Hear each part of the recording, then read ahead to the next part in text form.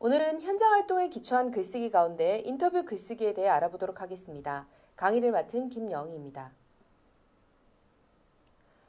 오늘 강의는 인터뷰 글쓰기의 전체 과정을 살펴보고 인터뷰의 기획과 실행 과정을 알아본 후에 인터뷰를 정리하여 어떻게 글쓰기로 나아갈 것인가 살펴보는 순서로 진행하려고 합니다.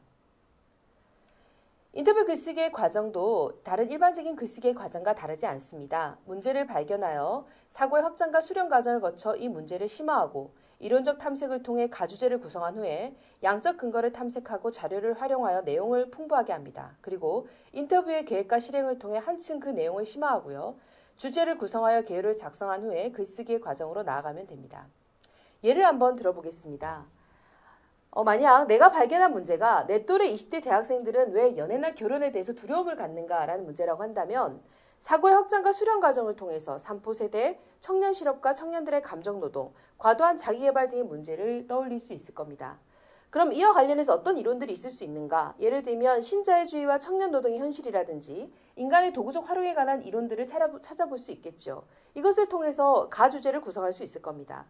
또 우리가 인터뷰는 흔히 질적 근거를 만드는 과정이라고 생각하기 쉬운데요. 그렇다고 해서 양적 근거를 활용하지 못할 것은 없습니다. 그래서 오히려 이 질적 근거가 양적 근거를 통해 보완되면 더 좋다고 말씀드릴 수 있는데 관련해서 청년 고용의 통계라든지 결혼 및 출산율의 변화 과정이라든지 혹은 연애와 결혼에 대한 세대별 인식 대비 등을 보여줌으로써 훨씬 더 이 논거를 강화할 수 있겠죠. 또 기존의 20대 청년들 혹은 대학생들에 대한 인터뷰 자료들을 활용할 수도 있을 겁니다. 다음 단계로 현장 활동으로서 인터뷰를 계획하고 실행하게 됩니다. 인터뷰를 한다고 해서 우리가 굳이 대단히 유명한 사람이나 멀리 떨어져 있는 사람들만 해야 하는 것은 아닙니다. 가까이 있는 남자친구를 심층 인터뷰한다든지 주변 친구들, 특히 또래 친구들을 모아서 집단 면접을 실행할 수도 있을 거고요. 또 같은 숫자의 20대 남녀에게 메일을 보내 온라인으로 인터뷰를 실행할 수도 있을 겁니다. 뒤에서 다시 말씀드리겠지만 온라인과 오프라인은 서로 병행하는 것이 좋습니다. 이때 전공이나 직업별 배치도 고려할 수 있겠죠. 다음으로 이제 본격적으로 글쓰기 단계로 나아간다고 할 수 있는데요. 주의할 것은 인터뷰의 주제와 글쓰기의 주제가 다르다는 사실입니다. 인터뷰 내용을 토대로 해서 인터뷰 내용을 해석하고 분석하는 과정을 통해 글쓰기의 주제를 구성하게 됩니다. 예를 든다면 처음에 관심을 가졌던 것은 왜 20대 대학생들이 연애나 결혼을 두려워할까였지만 글쓰기의 주제는 청년들에게 행복한 삶을 꿈꿀 수 없게 하는 한국 사회 구조적 한계를 비판한다든지 행복의 전망 없이 성취만을 부추기는 청년 대상 자기개발 담론의 문제를 분석한다든지 혹은 몸과 감정까지 통제함으로써 극도로 도구화되는 청년 노동의 실태를 고발한다든지 청년 실업의 심화로 인해 점차 어두워지는 한국 사회 미래를 전망할 수도 있겠습니다. 그럼 이제 이 과정을 한번 요약해서 다시 살펴보겠습니다. 문제를 발견하는 단계에서 우리가 주의할 것은 생활 주변의 관찰과 경험에서 문제를 찾는다는 사실입니다. 멀리서 찾는 것이 아니죠. 이때 문제의 사회적 위치를 재구성하게 되는데요. 문제의 사회적 위치를 재구성한다는 것은 사회적 맥락을 구성한다는 것을 의미합니다. 이것은 곧 문제가 어떤 사회적 문제를 환기하는지 떠올리고 관련된 사회 문제들을 계속해서 심화해서 사고해보고 또 메모하고 확장하는 이런 과정들을 거치게 되는 것이죠. 이것은 뒤에 사고의 확장과 수렴 단계와 연계됩니다. 이러한 과정은 문제의 중요성과 사회적 의의를 생각함으로써 일상생활의 가치를 재발견하는 효과와 의의를 가집니다. 사고의 확장과 수렴 과정은 문제의식의 심화 과정이라고 말씀드릴 수 있습니다. 확장과 수렴을 반복함으로써 문제의식이 심화하게 되는데 이때 범주와 비슷한 것들끼리 묻는 분류와 필요한 것은 취하고 필요 없는 것은 버리는 선별 그리고 묶어낸 범주와 분류들 사이의 관계를 파악하는 계층화 과정들을 포함하게 됩니다. 앞에 살펴본 대로 다음 단계로 이론적 탐색을 통해 가주제를 구성하게 되는데요. 관련 연구 자료들을 탐색하여 분석 렌즈를 구성한다는 것은 내가 대상이나 어떤 현상을 어떤 시각, 어떤 위치로 볼 것인가를 결정하는 것입니다. 이것을 통해 첫 번째 주제를 구성하게 됩니다. 양적 근거를 탐색하고 자료를 활용한다고 말씀을 드렸는데 각종 통계 자료를 활용할 수 있습니다. 첫 번째 활용할 수 있는 통계 자료는 통계청 자료고요. 두 번째는 각종 연구 논문들에 활용하고 있는 자료들이라고 할 수 있습니다. 학생들 가운데는 개인적으로 20명 혹은 30명의 학생들을 대상으로 해서 설문조사를 실행하고 그것을 가지고 어떤 현상의 전체를 조망하려 하거나 양적 근거를 삼으려는 친구들이 있습니다. 하지만 개인적으로 실행한 이런 설문조사들은 엄격하게 과학적으로 조건화되어 있지 않고 또 그 대상이 얼마만큼 대표성을 가지는가를 확정할 수 없기 때문에 근거로서 활용하기에 여러 가지 부족함이 많습니다. 오히려 기존의 통계 자료들을 활용하는 것이 더 효과적이라고 할 수 있고요. 개인적인 설문조사는 인터뷰를 보완하는 수단으로 활용할 수 있겠습니다. 양적 근거를 제시하는 것은 문제를 거시적으로 조망하는 효과를 가지는 반면 문제의 핵심 혹은 본질 혹은 그 문제가 어떤 사회적 연관과 맥락 속에 있는가를 보여줄 수 없다는 점에서 일정한 한계를 가집니다. 그리고 또 이때 주의할 것은 통계 자료를 인용할 때 반드시 인용 각주를 달아야 한다는 거고요. 또 각종 도표나 그래프들을 활용해서 어떻게 시각화할 것인가를 전략적으로 선택해야 한다는 겁니다. 다음으로 오늘 중심으로 살펴볼 인터뷰를 계획하여 실행하는 단계라고 할 수 있습니다. 이 과정은 설계와 실행 그리고 인터뷰 내용의 정리와 글쓰기 4단계로 구성이 되고요. 이 과정에서 자료를 선별하고 배치하여 인터뷰 자료를 해석하고 다시 글쓰기를 통해 재구성하는 것이 관건이라고 할 수 있습니다. 인터뷰 글쓰기는 여러 가지 방식으로 혹은 여러 가지 양식으로 활용될 수 있는데요. 여기서는 인터뷰를 활용하여 논증적 글쓰기를 쓰는 경우에 한정해서 논의를 한번 진행해 보려고 합니다. 주제를 구성한다고 하는 것은 첫 번째 주제를 수정하여 분석 내용을 심화함으로써 이제 글쓰기를 위한 주제를 구성한다는 것을 의미합니다. 이때 서사 논증을 활용할 수 있습니다. 서사 논증이라는 것은 이야기, 곧 서사를 활용한 논증이라고 할 수 있는데요. 인터뷰 자료가 바로 서사를 구성하는 핵심 내용이 될 수 있겠습니다. 서사를 선별하여 배치하고 재구성하는 과정이 서사 논증의 핵심인데요. 이때도 역시 해석적 관점이 어떻게 드러나는가, 어떻게 일관성 있게 유지되는가 하는 것이 관건이 되겠습니다. 사회 현상을 분석하고 해석하고 또 문제 해결의 글쓰기 혹은 문화 분석이나 비평 등의 글쓰기에서 인터뷰를 하고 이것을 통해서 서사 논증을 활용하는 글쓰기들을 적용할 수 있는데요. 중요한 것은 어떤 종류의 글이든지 간에 그 양식에 따라서 자료를 활용하는 전략 혹은 글쓰기 전략이 다르게 인터뷰의 기획과 실행 과정을 이제 본격적으로 살펴보겠습니다. 인터뷰의 과정이라는 것은 기획과 설계 그리고 인터뷰의 실행과 정리의 과정을 포함한다고 할 수 있습니다. 이제 구체적으로 그 각 단계를 살펴보겠습니다. 인터뷰의 단계적 실행은 지금 보시는 바대로 가주제를 구성하여 방식을 결정하고 대상을 섭외하여 각종 준비를 하고 실제로 실행하여 정리하는 과정까지 총 9단계로 진행될 수 있습니다. 이제 그 각각의 단계에서 어떤 활동들을 수행할 것인지 살펴보겠습니다. 먼저 인터뷰의 설계를 살펴보겠는데요. 인터뷰는 사람과의 만남입니다. 그리고 이것은 목적의식적인 만남이죠. 우연한 만남이 아닙니다. 목적의식적인 만남은 예측 불가능성과 예측 가능성의 공존을 의미하는데요. 예를 들어서 내가 의도한 대로 만남을 실현할 수 있는 반면에 사람과의 만남, 이 물리적 만남이 만들어내는 우연성 혹은 예측 불가능성에 직면하게 됩니다. 이 두 가지의 특징이 어떤 인터뷰의 묘미를 만들어낼 수도 있다고 말씀드릴 수 있겠습니다. 그렇다 하더라도 우리는 철저한 사전 준비를 통해 상황을 통제하려는 의도를 포기할 수는 없습니다. 하지만 이와 동시에 직면한 상황의 변화에 대해서 유연하게 대처하는 순발력 또한 필요합니다. 인터뷰를 수행하기 위해서 먼저 주제를 구성해야 되는데요. 인터뷰를 활용하기에 적합한 주제를 선정하는 것이 중요합니다. 그리고 이 주제는 인터뷰 활동 후에 글쓰기 과정에서 수정 가능하고요. 오히려 더 중요한 것은 인터뷰 주제와 글쓰기 주제가 별도로 구성된다는 사실을 기억하는 것입니다. 인터뷰 설계에서 이제 제일 중요한 것은 인터뷰 방식을 선택하는 겁니다. 보통 학생들은 요즘 이 온라인 방식의 인터뷰를 굉장히 많이 하는데요. 온라인 인터뷰와 오프라인 인터뷰는 각각의 장단점이 있습니다. 우선 온라인 인터뷰는 시간과 에너지를 절약할 수 있겠죠. 또 동시에 여러 명의 대상의 의견을 청취함으로써 그 내용을 비교할 수 있습니다. 하지만 순발력 있는 대응을 보여준다든지 현장의 변수 혹은 인터뷰 대상의 무의식적인 발언이나 언어가 아닌 비언어적인 표준, 예를 들어서 표정이라든지 어떤 태도 이런 것들을 살필 수 없다는 점에서 완전한 인터뷰다라고 말씀드리기는 어렵습니다. 무엇보다 이 온라인 인터뷰는 결국 글쓰기를 통해서 인터뷰를 수행하는 것이기 때문에 검열된 내용만 접할 수 있다는 한계가 분명하고요. 만남이 만들어내는 물리적 효과, 다시 말해서 의도하지 못했던, 예측하지 못했던 어떤 효과들을 만날 수 없다는 점에서 인터뷰의 묘미를 충분히 살린 그런 인터뷰라고 말씀드리기는 어렵습니다. 오프라인 인터뷰와 온라인 인터뷰를 병행하는 것이 좋겠죠. 그 다음에 결정해야 될 것은 인터뷰 횟수와 단계를 설정하는 겁니다. 한 번, 두 번, 세 번 횟수와 또 두 번째, 세 번째 단계에서 각각 어느 정도의 효과를 의도할 것인가들을 계획할 수 있습니다. 또 인터뷰를 개별적으로 할 수도 있지만 집단으로 모아서 심층 면접을 실시하는 방향으로 인터뷰를 실행할 수도 있습니다.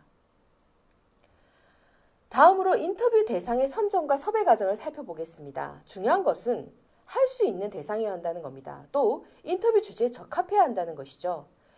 또한 인터뷰 대상 선정 과정에서 고려해야 될 것은 인원이라든지 혹은 인터뷰 대상의 젠더, 연령, 직업, 지역, 전공, 학력 이런 것들을 모두 고려해야 합니다.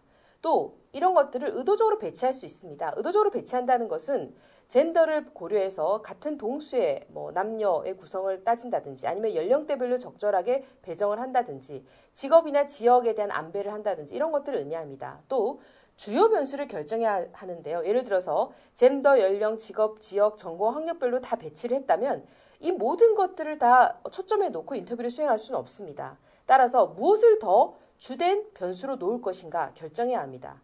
예를 들어서 젠더를 주로 놓고 연령이나 직업을 부수적인 변수로 둘 것인지 아니면 오히려 직업이나 지역 혹은 전공 같은 것들을 주요 변수로 할 것인지를 결정해야 하는 것이죠. 인터뷰 대상의 섭외는 전화, 이메일, 방문을 통해 다 가능한데요. 대상의 성격에 따라 적절하게 선택하시면 되겠습니다. 또 인터뷰 방식에서 이 인터뷰하는 사람의 자세를 공식적인 태도를 유지할 것인가 아니면 비공식적인 태도를 유지할 것인가 이런 것들도 고민할 필요가 있습니다. 또 인터뷰 대상에게 사전에 인터뷰의 의도와 목적을 충분히 설명해야 하고요.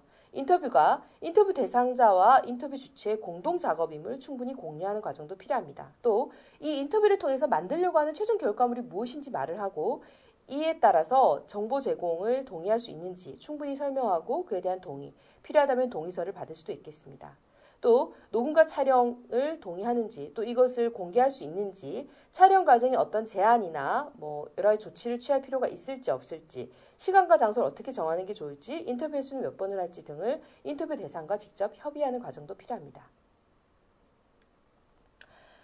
인터뷰를 설계하는 과정에서 우리가 설문조사를 활용할 수 있습니다. 학생들이 굉장히 많이 활용하는 방법이기도 합니다.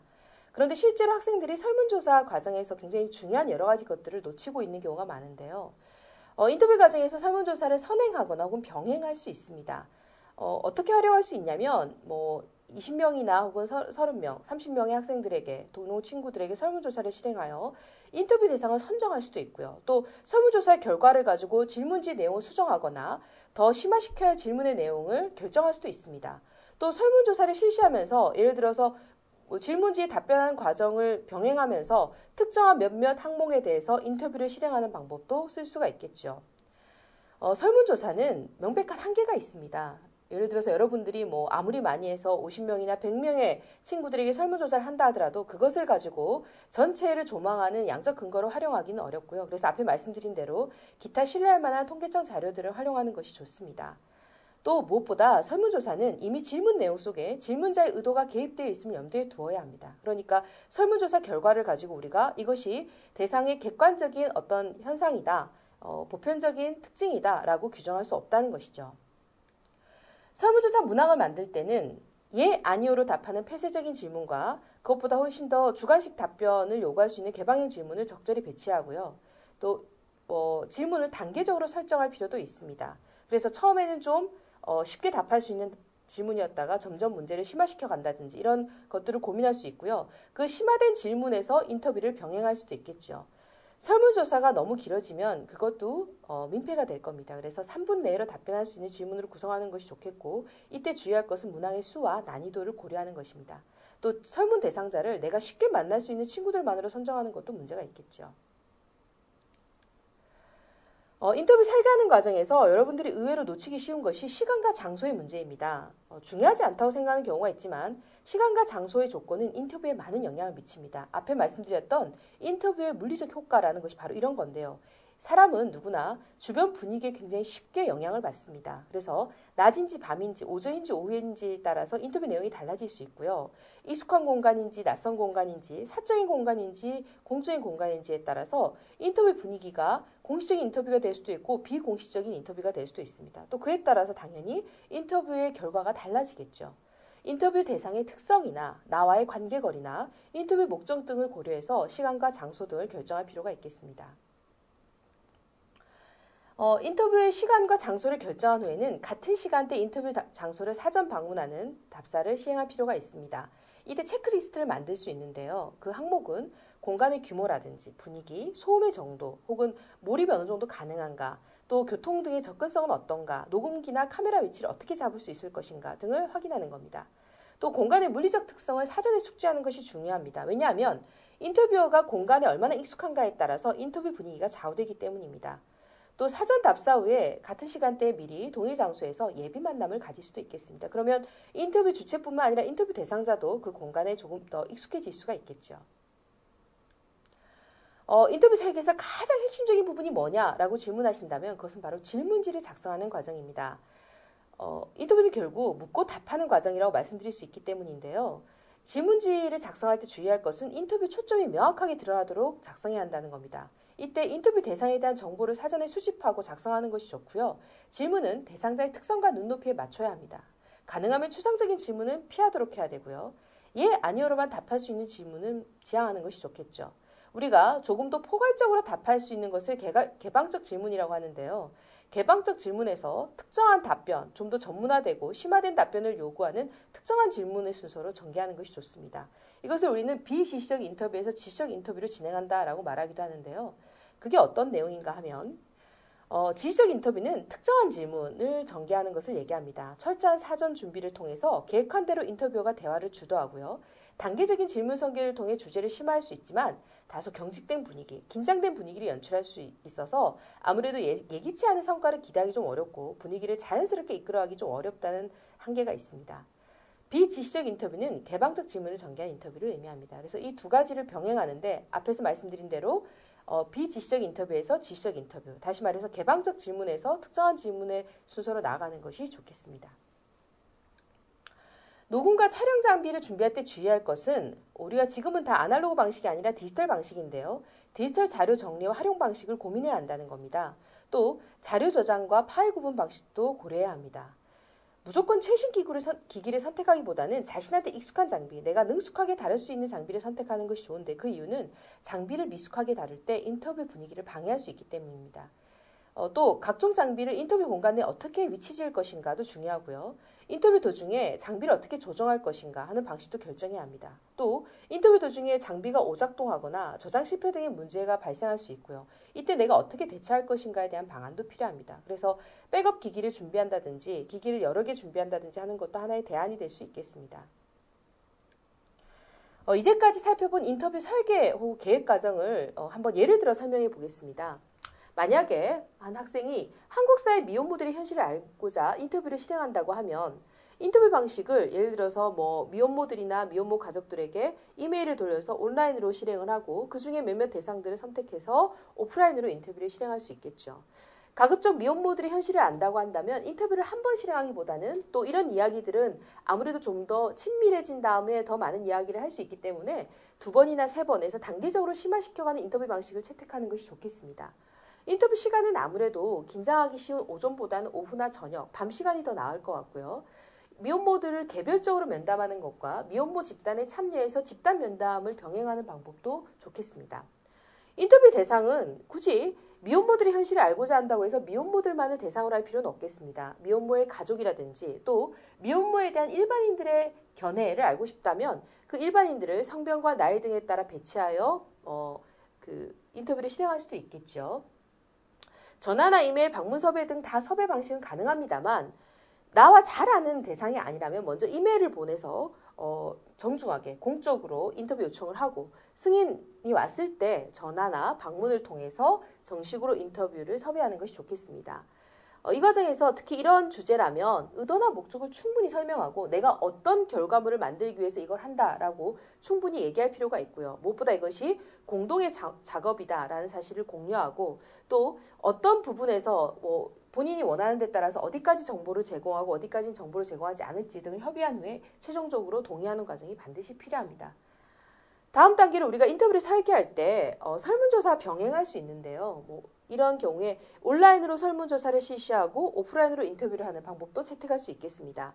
질문지를 좀 간단하게 해서 그 질문지를 가지고 인터뷰를 수행할 수도 있고요.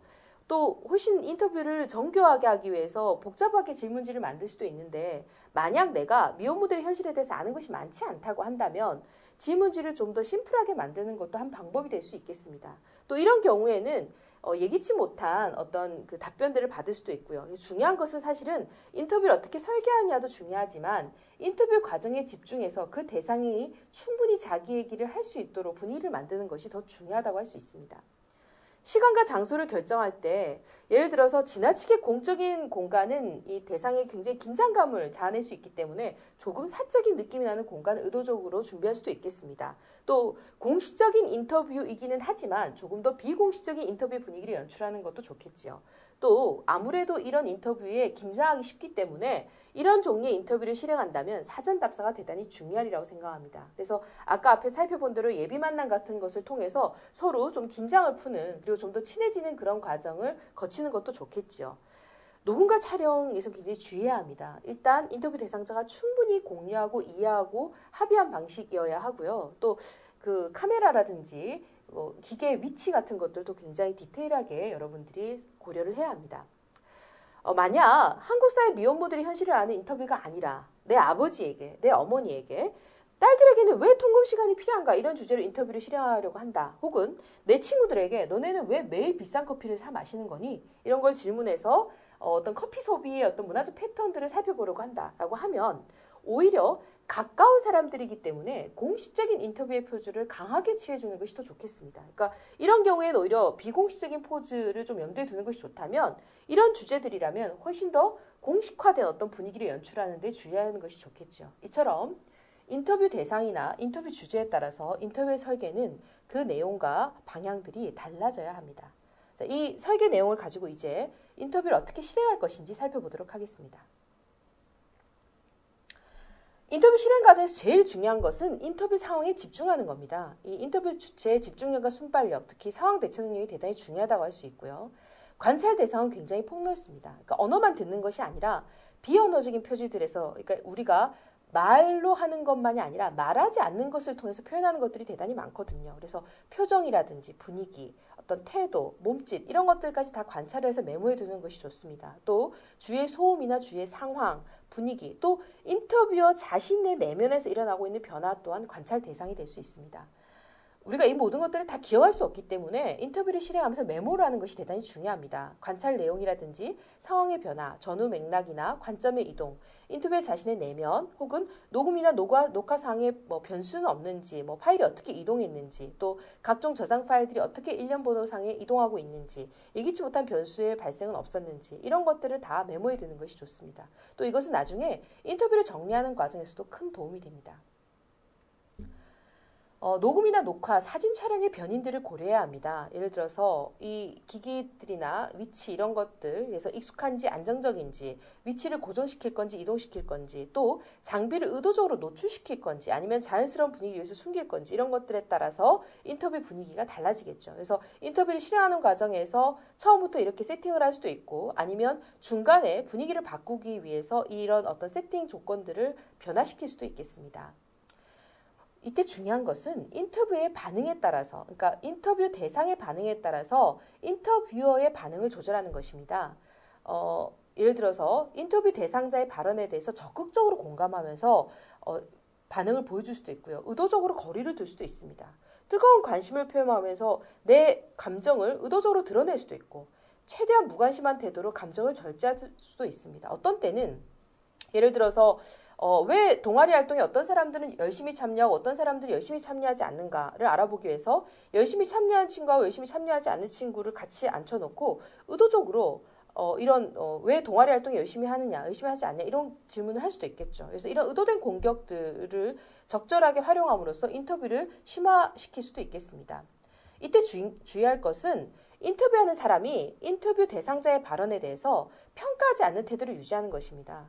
또 이 평가하지 않는 태도라는 것이 말을 하지 않는 것뿐만 아니라 인터뷰 주체의 비언어적인 표정, 그러니까 내 표정이나 태도에서 어떤 변화가 나타나지 않도록 주의하는 것이 좋겠지요. 왜냐하면 이런 것들은 상대의 방어 기제를 작동시킴으로써 정작 내면의 이야기들을 끌어내지 못하는 그런 부정적인 결과를 초래할 수 있기 때문입니다. 인터뷰의 핵심은 대화겠죠. 자, 어떻게 대화를 전개할 것인가 하면 일상적인 대화와 인터뷰 대화는 다릅니다. 자연스러운 분위기를 유지하되 인터뷰의 목적과 의도를 잃어버려서는 안 되겠죠. 인터뷰 대상자의 관계 밀도에 따라 인터뷰 결과는 달라집니다. 최대한 관계 밀도를 높일 수도 있고 때로는 의도적으로 이 밀도를 낮출 수도 있겠습니다.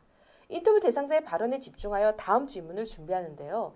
내가 계획한 질문만 하는 것이 아니라 이야기를 듣다가 새로운 계획하지 않은 질문을 제시할 수도 있습니다. 인터뷰 대상자의 어조, 억양, 표정, 태도, 몸짓, 휴지는 간격, 가만히 있는 거죠. 또 머뭇거림, 또 그러니까 나에 대한 반응 등을 관찰하면서 이에 따라 적절하게 대화를 이어가는 태도가 중요합니다. 질문이 끊기지 않고 이어져야 하고요. 그러니까 이것을 우리는 침묵을 채워간다고 표현하기도 합니다. 침묵을 채우면서 인터뷰 대상자가 적극적으로 말을 이어가도록 유도해야 합니다. 내가 먼저 너무 많은 말을 해도 안 되겠죠. 질문 내용을 잘 숙지해야 되지만 이것에 강박적으로 집착할 필요는 없습니다.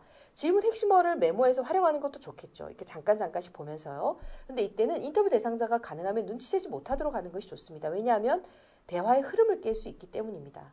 대화는 고도의 심리적인 과정입니다. 그래서 여러분들도 집중해야 하고 인터뷰 대상자도 이 대화에 집중할 수 있도록 여러분들이 충분히 배려하는 것이 중요합니다. 계획의 완벽한 실행보다는 그래서 변하는 상황 자체에 집중해서 유연하게 대처하면서 질문을 꼬리에 꼬리를 물고 연쇄적으로 이어가고 단계적으로 심화시켜가는 것이 필요하겠죠. 일상적 대화에서 인터뷰를 소개하고 또 나이는 어떻게 되시고 어떤 직업을 갖고 계신가 이런 개인정보를 확인하고 그다음에 좀 더 오픈된 개방형 질문을 한 후에 캐묻기라고 해서 아까 앞에서 얘기한 특정한 질문으로 나아가는 순서로 진행을 하면 되겠습니다. 캐묻기라는 것은 대화 분위기 고조에 따라서 점차 심화된 질문을 던지는 건데요. 앞에서 얘기한 지적 인터뷰로 나가는 과정입니다. 인터뷰가 점차 흐름을 타면서 쟁점을 향해 나아갈 때 이 정점에 캐묻기를 배치하시면 되겠습니다. 인터뷰는 가급적 평이한 용어를 사용하고 간결하고 명료하게 질문하는 것이 좋습니다. 마음이 급하다고 해서 한꺼번에 질문을 던지면 안 되고요. 한 번에 하나씩 답변을 듣고 다음 질문으로 이렇게 진행을 하시면 되겠습니다. 마지막으로 앞으로의 일정을 공유하고 최종적으로 동의서를 받는 이런 순서로 인터뷰를 실행하면 되겠죠. 인터뷰를 실행한 후에는 인터뷰를 정리해야 합니다. 인터뷰 전체의 개요를 먼저 정리하고요. 관찰한 내용 그리고 후기를 정리하는데 가급적 빠른 시일 내에 하는 것이 기억력의 쇠퇴를 감안할 때 좋겠죠. 인터뷰의 세밀한 조건과 변화 등을 상세하게 기록하는 것이 좋습니다. 디지털 자료의 정리도 미루면 미룰수록 더 나중에 힘들어집니다. 그래서 파일 구분을 한다든지 파일명을 미리 적어놓고 라벨링 작업들을 미리 해두는 게 좋겠죠. 테이프들에 이 이름을 써놓는다든지 날짜나 시간 같은 것들을요. 또 테이프의 진행 순서 같은 것들을 일련 번호상으로 표시해두는 것이 좋겠습니다. 음원이나 사진, 이미지, 동영상 자료 같은 것들도 파일명을 바꾸거나 정리해두거나 폴더를 구분해 놓지 않으면 나중에 시간이 지났을 때 이 자료들을 찾느라 또 엄청난 시간을 허비하게 됩니다. 무엇보다 디지털 자료는 백업이 중요합니다. 한번 잃어버리게 되면 다시 그 자료를 복구할 수가 없겠죠. 그래서 2군데, 3군데 이상 백업을 해두는 그런 요령을 발휘하시는 게 좋겠습니다. 다음으로 중요한 건 녹취 자료의 정리입니다. 구술 자료의 전사라고 할 수 있는데 전사라는 것은 녹음 내용을 그대로 옮겨 쓰는 과정입니다. 녹화 자료, 그러니까 동영상 자료를 참조해서 비언어적인 상황의 기술도 필요합니다. 표정이나 휴지, 간격 이런 것들이죠. 또 가독성을 고려해서 한글 표준 표기법에 최대한 맞춰 전사하는 게 좋고요. 휴지, 간격, 머뭇거림이나 말 더듬, 말 중복 같은 것도 기록해야 합니다. 왜냐하면 말하지 않거나 말을 더듬거나 말이 뭔가 겹쳐지고 있다는 것도 인터뷰 대상자의 어떤 심리 상태, 어떤 내면, 그리고 어떤 말하지 않은 어떤 것들의 표현이라고 할 수 있거든요. 그래서 이런 것들도 모두 중요한 인터뷰 자료가 됩니다. 인터뷰 대상자의 발언을 최대한 성실하게 전사하는 것은 자료의 객관성을 높이는 데 기여합니다. 이것은 가장 중요한, 그러니까 우리가 논증 자료로서 인터뷰를 활용하고자 할 때 인터뷰 녹취를 얼마나 성실하게 했는가 하는 것이 논거로서의 타당성을 높이는 데 가장 핵심적인 관건이 된다고 할 수 있겠죠. 녹취 자료를 녹취 전사한 자료를 다음으로 분류하고 선별해야 합니다. 그 자료를 다 쓸 수는 없고요. 그래서 먼저 하위 주제 분류를 하고 주제 적합성에 따라 선별한 후에 자료를 정독해서 먼저 1차로 해석합니다. 그리고 이것을 가지고 녹취 전사 자료의 분석으로 나가게 됩니다. 그래서 자료를 분석하고 주제에 따라서 해석을 한 후에 분석 내용을 자기 언어로 기술하고 이 과정은 이제 먼저 자료에 밑줄을 그어가면서 거기에 첨언하는 방식으로 했다가 나중에는 그 내용들을 쭉 한번 살펴보면서 전체 총괄적인 분석 내용을 서술하는 단계로 나아가시면 됩니다. 자, 이 과정에서 우리가 필요한 항목들을 본다면 인터뷰 일시, 장소, 차수 이런 것들을 다 정리를 해야 되겠죠. 기본 정보, 대상자 선정 이유와 전체 주제, 질문지와 인터뷰 상의 관찰 기록, 녹취 전사 자료, 인터뷰 후기 등등의 파일, 정보 제공 동의서. 이게 사실은 인터뷰 보고서, 그러니까 인터뷰 글쓰기와 별개로 만약 보고서를 제출해야 한다라고 하면 그 보고서에 들어갈 항목이자 목차가 되겠습니다. 인터뷰 글쓰기 윤리적 쟁점은 녹취전사 기록과 최종 원고를 인터뷰 대상자에게 보내 사전 점검을 받는 과정을 통해 완성이 됩니다. 그래서 여러분들이 굉장히 이걸 쉽게 생각하는 경향이 있는데 자신의 이야기가 다른 사람에 의해서 해석될 때 그것은 새로운 언어가 됩니다. 그러니까 내가 한 말이 다른 언어로 번역될 때 기분이 굉장히 나쁘거나 혹은 내가 책임질 수 없는 어떤 문제들이 발생할 수 있거든요. 그래서 반드시 인터뷰 대상자에게 사전 동의를 구하고 미리 그 원고들을 보여주는 그런 과정들이 필요하고요. 어떤 문제이든지 사소하다 싶어서 그냥 간과하는 것이 아니라 반드시 인터뷰 대상자하고 조율하고 최종적으로 합의하는 단계를 거쳐야 합니다. 필요에 따라서는 추가적인 인터뷰를 실시할 수도 있겠죠. 그래서 핵심을 얘기한다면 자료를 정리해서 글쓰기로 나아가는 단계에서 제일 중요한 것은 분석과 해석의 과정입니다. 인터뷰 글쓰기는 말 그대로 인터뷰를 이제 활용해서 그 인터뷰 내용과 성과를 가지고 그 정리 내용을 활용해서 글쓰기로 나아가는 과정인데 관건은 인터뷰 과정에서 쓰여진 어떤 결과를 그대로 가져오는 것이 아니라 글쓰기 주체가 자기 해석과 자기 분석의 관점에 따라서 새로운 언어로, 그러니까 새로운 생산물, 새로운 컨텐츠를 만들어내는 과정이라는 걸 이해하는 겁니다. 인터뷰 대상자의 발화를 직접 인용하는 부분들이 반드시 포함되는데요. 이것을 너무 많이 해도 안 되고 너무 적게 해도 안 되고요. 또 적절하게 내가 쓰고 있는 글의 흐름에 따라서 배치하는 것이 필요하겠죠. 그래서 이런 것들이 글쓰기 과정에서 굉장히 중요한 여러분들이 유의하셔야 되는 사항들입니다. 무엇보다 자료에 대한 해석적 관점이 뚜렷하게 드러나고 이 관점이 주제에 긴밀하게 연계되는 것이 이 글쓰기의 가치 혹은 질을 평가하는 핵심 요소가 되겠습니다. 인터뷰 글쓰기는 인터뷰 사업 평가와 인터뷰 자료 해석의 토대를 두고 새로운 주제를 구성한 후에 진행하게 됩니다. 그래서 분석과 해석의 관점을 뚜렷하게 한다고 할 때 어떤 것들을 유의해야 하냐면 인터뷰 대상자의 발언을 순서대로 쭉 나열하는 친구들도 있고요. 또 그냥 그 주제의 흐름대로 다양한 주제를 그대로 펼쳐서 보여주는 친구들도 있습니다. 하지만 이런 것들은 제대로 된 글쓰기라고 말하기 어렵습니다. 그러니까 여러분들이 항상 인터뷰를 활용해서 글쓰기를 한다고 할 때도 글쓰기의 원래 어떤 과정 혹은 글쓰기 하는 과정에서 유의해야 될 사항 이런 것들을 엄격하게 지키면서 새롭게 컨텐츠를 만들어내는 과정이라고 이해하는 것이 중요합니다.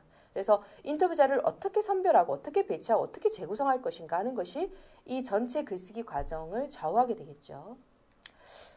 이 과정을 간단하게 한번 예를 들어 본다면 예를 들어서 술 잘 마시는 능력이 사회생활에 미치는 영향을 알아보기 위해서 인터뷰를 했다. 그러면 집단 면담과 개별 면담, 온라인, 오프라인 다 병행할 수 있겠죠. 20, 30대 남녀 비슷한 비율로 구성하면서 또 집단 면담은 술을 잘 마시거나 못 마시는 사람들을 함께 구성해서 공격적인 질문을 배치할 수도 있을 겁니다.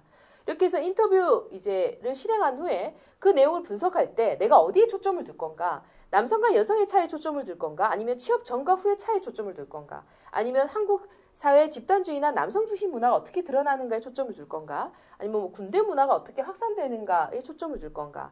뭐 이런 것들을 가지고 살펴보면서 필요하다면 조금 더 이론적인 탐색들을 더 심화해서 진행할 수도 있겠습니다. 그래서 예를 들면 뭐 한국 사회 네트워크의 작동 방식에 대한 사회학적 이론들을 검토해서 그 부분에서 주제를 더 심화시킬 수도 있겠죠. 이렇게 되면 이제 인터뷰는 이렇게 주제를 가지고 진행했다 하더라도 글쓰기 주제는 성공적인 사회생활을 안내하는 자기계발 담론과 각종 지침서들의 함정을 고발한다든지 뭐 이런 것을 통해서 인터뷰 내용을 글쓰기 주체가 분석하고 해석해서 자기 글쓰기 전략 속에 녹여내는 과정이 중요합니다. 그래서 이 인터뷰 주제와 글쓰기 주제를 다르게 배치하면서 그 인터뷰 대상자의 발언을 뭐 때로는 꼭 동의하기만 하는 것이 아니라 혹은 그대로 보여주기만 하는 것이 아니라 내가 비판하거나 혹은 그에 반대되는 의견을 제시하면서 인터뷰 대상자의 직접 발언들을 인용할 수도 있겠죠. 네, 이제까지 현장 활동에 기초한 글쓰기 가운데 인터뷰를 활용한 글쓰기에 대해서 살펴보았습니다. 이 전 과정은 인터뷰의 목적과 시각을 점검하고 그에 따라 인터뷰를 설계한 후에 인터뷰를 실행하고 인터뷰 결과를 정리하여 글쓰기로 이행하는 단계적 과정이라고 할 수 있겠습니다. 오늘 이 강의가 여러분들의 인터뷰를 활용한 글쓰기에 조금이나 도움이 되었기를 바라면서 이것으로 강의를 마치도록 하겠습니다. 수고하셨습니다.